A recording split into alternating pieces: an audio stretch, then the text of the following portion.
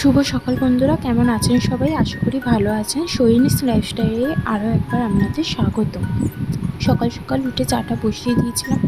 চা খেয়ে নিয়ে তোমার দাদাভাইকে রান্না করে দিয়েছিলাম। তারপর বেরিয়ে যাওয়ার পর কিছুটা রান্না বাকি ছিল, সেটা চাপিয়ে দিলাম।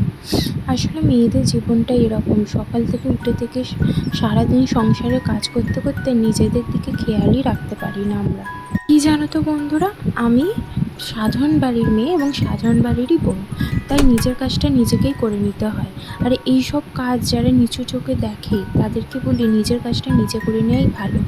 অন্য করে দিলে অন্য অনেক কথা শুনতে হয়, তাই নিজের কাজটা নিজে করে নেওয়ার যে আনন্দটা, সেই আনন্দটা প্রকাশ করা যায় না। দেখো, তোমাদের সাথে কথা বলতে বলতে আমার রান্নাটা হয়ে গেছে।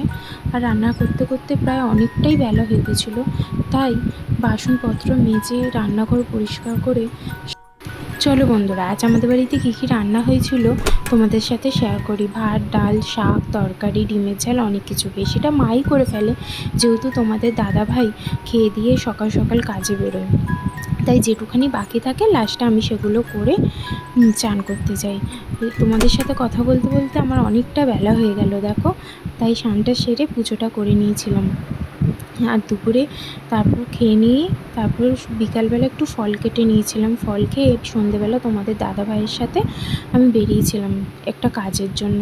খুব দরকারি কাজটা ছিল, বাট এটা হলো না, আর কি করা যাবে, মনটা একটু খারাপ হয়ে গেছিলো।